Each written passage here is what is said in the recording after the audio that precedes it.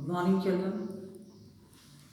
मैंने आपको नमक का दरोगा का दूसरा अंश पढ़ा दिया था।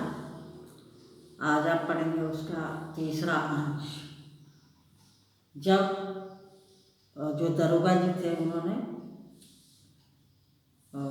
उनको अलोपीदीन को गिरफ्तार कर लिया, तो अलोपीदीन ने उन्हें 40,000 तक की रिश्वत भी देनी चाहिए, लेकिन वंशीधर ने उनकी एक नहीं सुनी और उन्हें गिरफ्तार कर दिया। तो अलोपीदीन जो है वो मूर्छित होकर धरती पर गिर पड़े थे। यहाँ तक मैंने आपको दूसरे अंश में पढ़ाया था। अब आगे देखिए।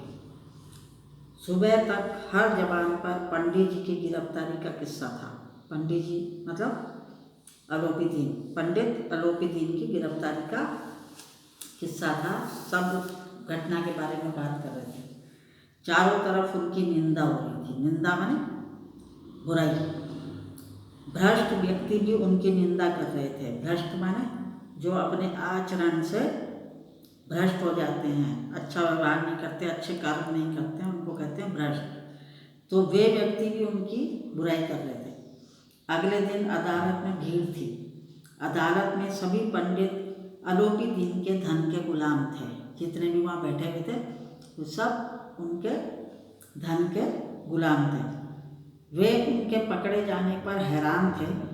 उन्हें हैरानी इसलिए नहीं थी कि अलोपीदीन ने ये कर्म क्यों किया, ऐसा काम क्यों किया, इस बात की हैरानी नहीं हो रही थी उन्हें हैरानी इस बात की हो रही थी कि वे कानून के पंजे में कैसे आए, क्योंकि अभी तक वे बच जाते थे अपने धन के माध्यम से।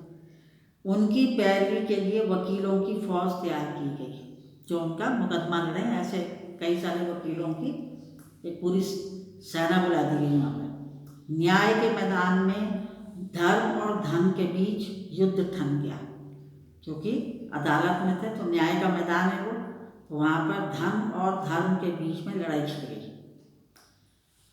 वंशीधर के पास सत्य था, लेकिन गवाह लोभ के कारण सत्य से पलट गए थे।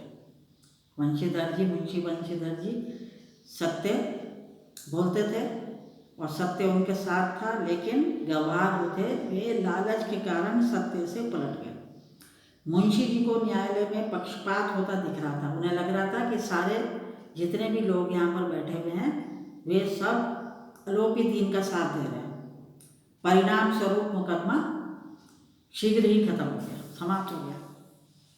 डिप्टी मजिस्ट्रेट ने लिखा कि पंडित अलोपीदीन के विरुद्ध प्रमाण आधारहीन है तथा वे ऐसा कार्य नहीं कर सकते। अब उसका नतीजा क्या हुआ कि जब मजिस्ट्रेट ने लिखा कि पंडित अलोपीदीन के खिलाफ जितने भी यहाँ पर सबूत दिए गए हैं उनका कोई आधार नहीं है, उनको नहीं माना जा सकता, क्योंकि वे ऐसे काम नहीं कर सकते। तो दरोगा का दोष अधिक नहीं है, परंतु एक भले आदमी को कष्ट देने के कारण उन्हें भविष्य में ऐसा न करने की चेतावनी दी जाती है। उल्टे मुंशी वंशीधर जी के लिए बोला कि दरोगा जी का दोष इतना नहीं है, लेकिन एक भले आदमी को उन्होंने दुख दिया और उन्हें चेतावनी दी जाती है कि आगे भविष्य में ऐसा न करेंगे। वंशीधर बाहर निकले तो चारों तरफ से व्यंग की बातें सुनने को मिली। उन्हें न्याय, विद्वता, उपाधियां आदि सब निरर्थक लगने लगी कि न्याय नहीं है इस दुनिया में और पढ़ाई लिखाई का भी कोई फर्क नहीं पड़ता, कितनी भी उपाधियां ले ली जाएं सब बेकार है। अदालत के फैसले के एक सप्ताह बाद ही वंशीधर को नौकरी से निकाल दिया गया। घर वालों ने जब ये समाचार सुना तो उन्होंने अपना माथा पीट लिया। उनके पिता तो बहुत क्रोधित हुए, साथ ही माँ एवं पत्नी ने भी अपनी नाराजगी व्यक्त की। वंशीधर को पहली बार अपने जीवन में खेदजनक अनुभव हुआ। बहुत दुख हुआ उन्हें इस बात का कि कोई भी सत्य के लिए समर्पित होने को तैयार नहीं है। कोई भी ये नहीं चाहता कि सच बोला जाए, सत्य के प्रति किसी का समर्पण भाव नहीं है। पूरे समाज ने वंशीधर को अपमानित किया। वंशीधर के दृढ़ चारित्रिक बल ने पंडित अलोपीदीन पर ऐसा प्रभाव डाला कि उनकी आत्मा अंदर तक व्यथित हो गई।